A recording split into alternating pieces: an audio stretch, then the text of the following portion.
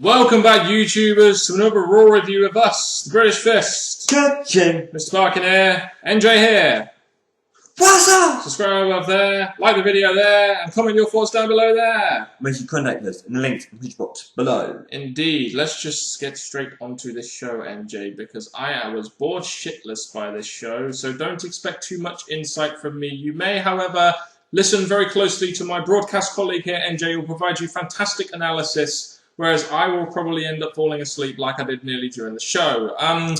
We open up the show this week with Brock Lesnar and Paul Heyman coming out to, well, what seemed like bury the announcers at first, but then you kind of have him calling out Scott Armstrong, and Lesnar says, "Good job for letting me beat Triple H with no weapons and in that boring-ass main event match which the crowd were dead for and had no big main event feel."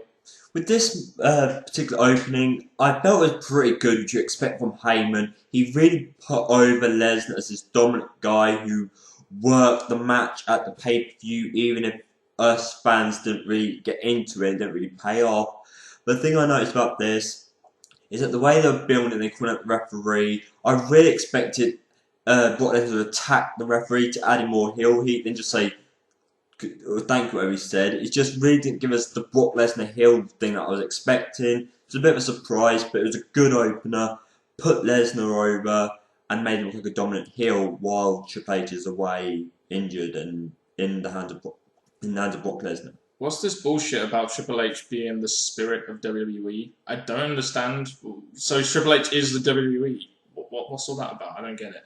Again, I guess it was just the way of putting Triple H over as this big guy, and Brock Lesnar's the one who managed to overcome the big guy in the WWE. So, and again, it was all about putting Lesnar over. And Triple H. We all know Triple H's career isn't over. We know it's not going to be over. We know he's going to be returning. And apparently Lesnar is leaving too, according to storyline. On Tout, he said he was leaving.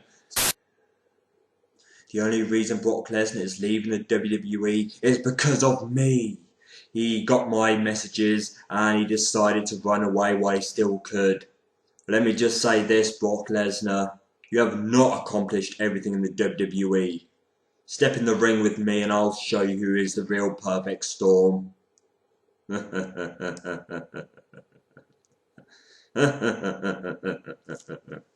Yeah. So the thing is, so I'm going to be really surprised if there's some fans out there that think Brock Lesnar is going to end his 1-year contract right here, right now, just because he beat Triple H. I expect there's going to be a rematch somewhere down the line. Which everyone will want to see, not. Let's just move on to the next match. Kofi Truth and Sin Cara versus the Primetime Players and Cody Rhodes. Two questions here, guys. Why is Sin Cara in a feud with Cody Rhodes? Why has Cody Rhodes been put that far down the card? And second of all, if you can't give Primetime Players a W, I have a suggestion for you guys. You watch NXT or FCW, give them Byron Saxton, probably the next best guy on the mic to Abraham Washington. WWE, if you want to make this tag team stand out, give them a manager, because that's the only way they're going to do it. Give them Byron Saxton. Just do it.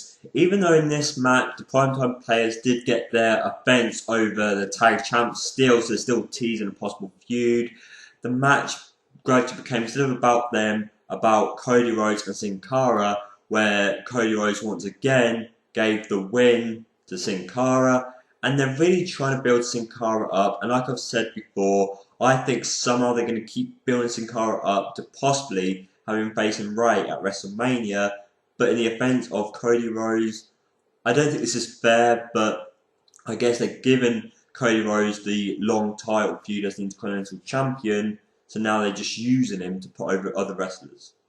Where did we see this finish? Oh yeah, SmackDown. Very creative WWE writers. Taking a finish right from SmackDown and putting it on Raw. Okay, Ryback versus two local jobbers. We was kind of thinking to ourselves, oh, not back to this shit again. But Ryback got new music with the whole feed. They're trying to put Feed Me More into his music now, which is quite interesting. Jinder Mahal calls the DQ by attacking Ryback from behind, but Ryback weren't putting him over. No. That ain't how it works when you're the next big baby face out of Vince's machine. I was looking at this and the whole local jobbers thing, that did put a bad idea in my mind. Why not use an ex-WWE wrestler or a WWE wrestler you're not really using, just so it doesn't go back to the jobbers? But the event of using Mahal was good. It gave the feud still going on, even though they didn't really have it at SummerSlam to actually give them a pay-per-view worthy match to show that they're possibly going to be something big in their division. But this, I had no complaints about. It did its right thing. It gave the feud continuation and Ryback the dominant win.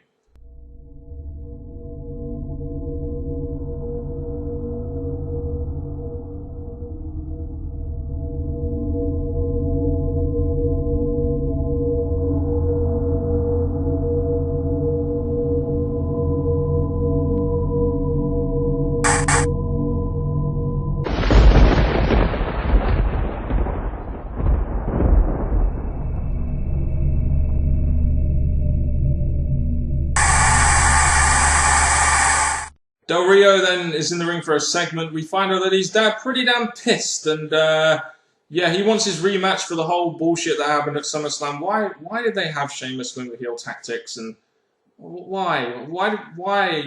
I don't get that. It's just why do they allow the face to get one up on the heel when the whole point of a feud is so the heel gets one up on the face so he can get behind the babyface? Right now, I can't get behind Sheamus because he steals cars.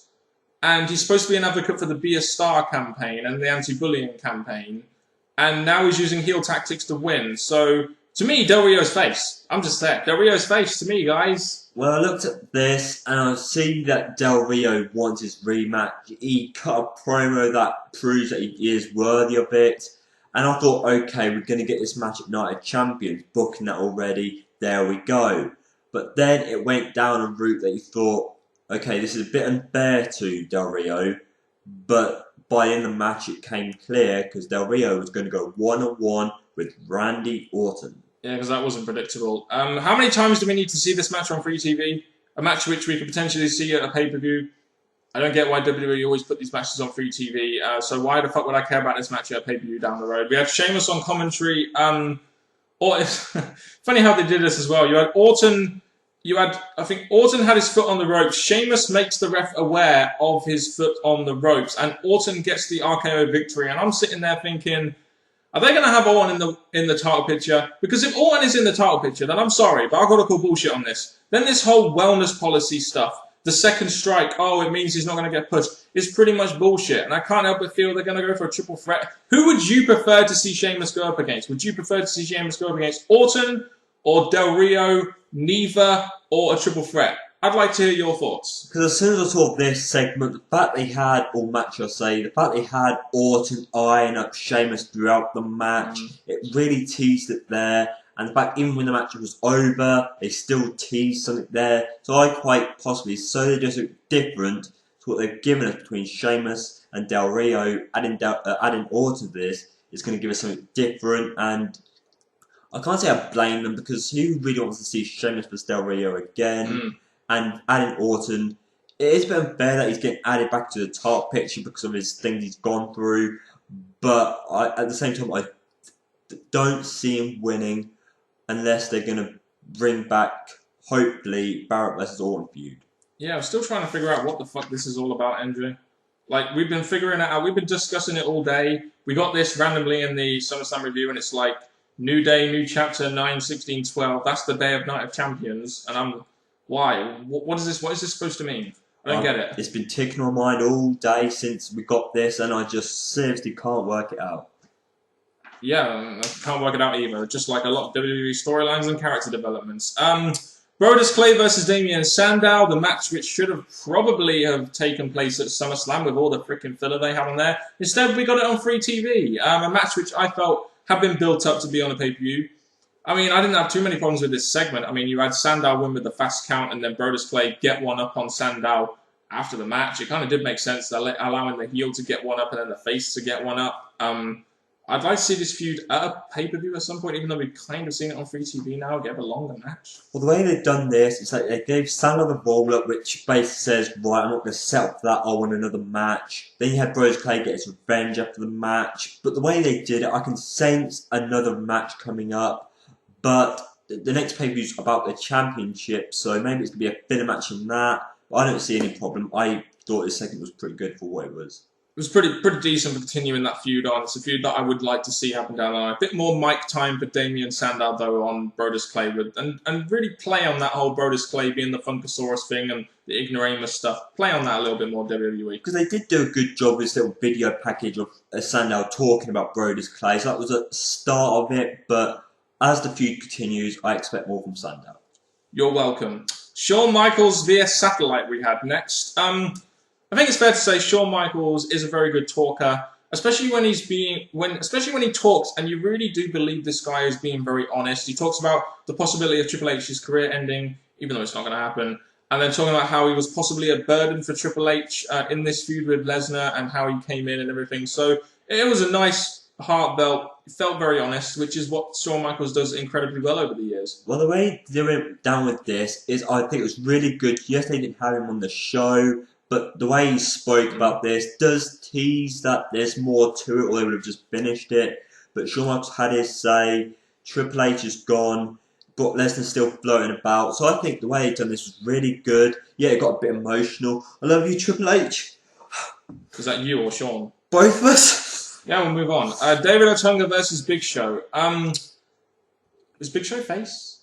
Is Big Show face now? I didn't really understand this segment. It's just... wow. It was a bit weird because when this match was advertised, I was thinking all the faces Otunga could face, and there was a few floating about, but having Big Show come out, I think it's just to get him involved on this Raw because he's still going to be somewhat of a big part of the shows. But I didn't really see much to this match. It went down exactly how we planned, and that was it. Should he not be pissed about maybe losing that WWE Championship match? Well, that does come up the tout video he did, or video he made. And it was, I think, one of his best promos he's cut, because he explained, where's my single match? I was in a handicap match there, blah, blah, blah. And I really felt, even though we don't see Big Show in the top picture, that promo definitely warmed him up as how mistreated he was. If they make Big Show face, and after that heel turn they did with him, why? How many face heel turns does Big Show need if they go down that route, which it kind of seems like it does, in my opinion, having him go up against David Otunga, who is not a face? I don't know. Move on. Kane and Ryder versus Miz and Daniel Bryan. I guess it's like two mismatched tag teams, even though Miz did kind of kiss Bryan's ass going into WrestleMania. Kane and Ryder as a tag team. Who the fuck booked that shit? I really don't see why they did it, but I think as the WWE have sadly turned Kane face to this moment in time, you thought, okay, this is going to work perfectly because we've got two faces teaming up, but oh boy, did that change. Yeah, my first thought was, why the hell are Ryder and Kane tag? At least Ryder sold the fear factor a little bit, and even though Ryder isn't really anything special anymore, like you internet nerds thought he was, Bryan basically slaps Kane, who goes pretty much mental on Ryder, the timekeeper, the ringside area, and the general methane levels in the arena. So Kane is basically a monster again. And we also found out that AJ Lee wants Daniel Bryan to go to anger management classes, even though Kane is the one that ripped the whole ring apart. That's the thing. This part when the match wrapped up, Daniel Bryan running away like he used to do, but obviously he has the right to now because Kane's coming back to the monster I miss and want to see more of. And this went down pretty well. Kane's getting this monster gimmick back that he keeps coming back from dropping, and Zack Ryder taking Kane's destruction good. The anger management thing, I think it's all teasing Charlie Sheen, so when it happens, it happens, but this was really good for me. You would have thought they'd done something with Charlie Sheen at a big pay-per-view like, I don't know, SummerSlam the other day. It's got me in LA, so I think he said next time WWE in LA, this will happen. Which was a SummerSlam, essentially. We had a number one... oh, no, sorry. We did have a number one contendership Divas Battle Royal match. Oh, God. You could even hear them calling their spots at times. I mean, the only good thing about this match was I recognised one of the guys at ringside, which I don't think anyone else did. One of the referees was Brad freaking Maddox from FCW, the show that I regularly review on my channel, along with NXT. I never knew Brad Maddox was a ref. I knew he was an actual talent in the FCW roster, but to see Brad Maddox, for me personally, was kind of a mark-out moment, and the only reason why I was even paying much attention to this Divas match, because otherwise it sucked. The thing I like about this is that we don't complain. I honestly complain is the word, but the fact that the Divas are actually making it to a 3-hour show, the fact that they're getting a contendership instead of just coming out of nowhere, I thought that was pretty good. The winner... I was expecting Kelly to be involved to her return, but she went in this match, and it was given to Caitlyn. Okay, it's going to be a one-off match at Night of Champions, but it's not much of a big match where you think, oh, we've got a new Divas champion here. I mean, at least it's something new. Caitlyn against Layla?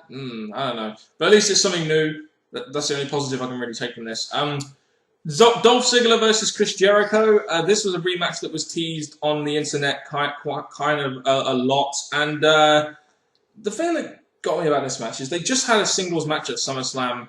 And now on free TV, we've got a match which essentially has more stakes. Career versus the basically Money in the Bank contract. Kind of sitting there thinking to yourself, wow, I've just had to pay to see a singles match between these two.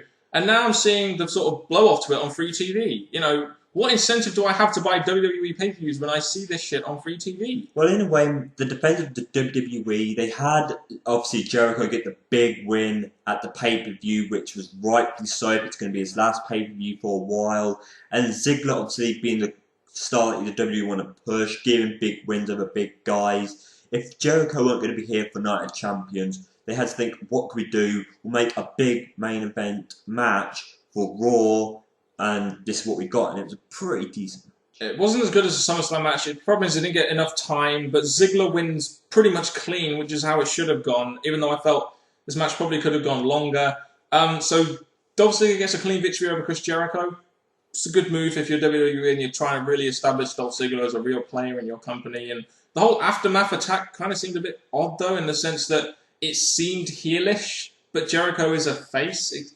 What's it with WWE booking faces to do heelish things all of a sudden? I don't get it. Well, I looked at this and thought it was going to be probably Jericho offering respect and then Ziggler taking Jericho down to finish his celebration off. But for Jericho to do what he did, I think it was like, right, I'm about to clear off now. Give me my last moment. I'm going to take down a guy that we're trying to push, and then I'm going to go away happy. I don't really agree with that, but for Jericho fans, there you go. Yeah, he will be leaving. I guess he'll be leaving now until he probably returns in about a year, maybe. Who really knows what they're going to do now? But at least Dolph Ziggler gets that kind of, although it wasn't on pay-per-view, some kind of defining victory over a guy like Chris Jericho. Let me get to our main event. And I'm afraid I will say this, guys. I know you internet nerds love CM Punk, blah, blah, blah, but I fell asleep during this segment because I really, the show had built up to such a point where I just couldn't keep awake anymore. So unfortunately, I'm going to have to hand you over to NJ for this main event segment. The thing about this is that the thing that threw me straight away is that when Punk got in the ring, because obviously he chose Cena as number one contender early in the night. Eliminating the surprise of the main event totally, which is stupid. At least that would have been something to hook you into the main event segment, I'm just saying. And the worst thing about this is that he came down, instead of getting straight to the point, he brings up what Lawler said about a week or two ago, and that teased that. But as soon as he mentions the word respect, I demand you to respect me, them to respect me, out comes Cena. And, okay, as much as I frickin' hate Superman, this promo, as he has direction, he has a reason to say what he did. He actually cut a pretty strong promo against CM Punk by comparing his title reigns, how long he's been champion for, compared to Punk's. And then Punk was standing there speechless as he said, no, I'm not going to call you best in the world. I'm not going to give you respect. You give me the match because I deserve it. And he went on and on and on like that. It did drag a little bit, but it's Cena talking. But then it comes to the point where Cena says what he needs to say and leaves the ring. And CM Punk, he's thinking what to say. But what does he do? He calls in Jerry Lawler to continue what happened before he got rudely interrupted, as he said. And this comes to the ring segment between CM Punk and Jerry Lawler, just to say, I demand you to call me the best in the world. I missed that. Wow. And then he just gives him a kick, because Lawler said, no, I'm not calling you the best in the world. He just kicks me down. Pretty glad I fell asleep. It did I did hear, there was parts of the promo I did hear within my dreams of me and AJ Lee in a live sex celebration.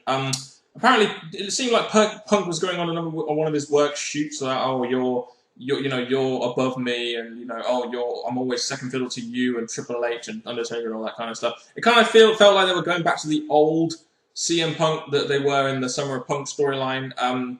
A little bit here, not like fully, but a tad. You could kind of feel it towards the end of the segment when What did he do? Kick Lawler? Or? He ended up kicking Lawler because Lawler wouldn't give Punk what he wanted. But I really did not feel CM Punk in this. I really felt, like he said, it was a shoot. Just to say, WWE, we're telling you what to say it. It weren't CM Punk at all. He got overshadowed by Cena's announcement speech and that, and it really put Punk down. You're making a WWE Championship look worse again. And I'm going to say this main event segment, I would have finished with Jericho and Ziggler. This was just awful. Oh, it's a good job I fell asleep.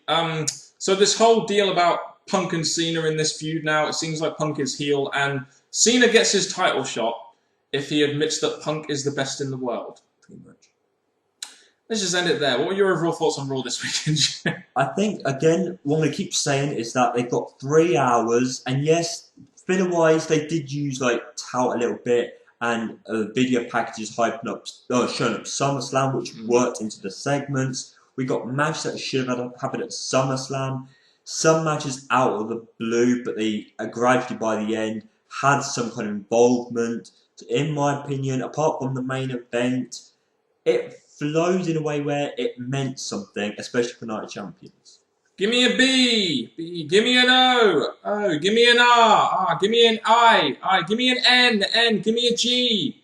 The show was boring. And it put me to sleep in the main event, which involves CM Punk, a wrestler who I really enjoy watching.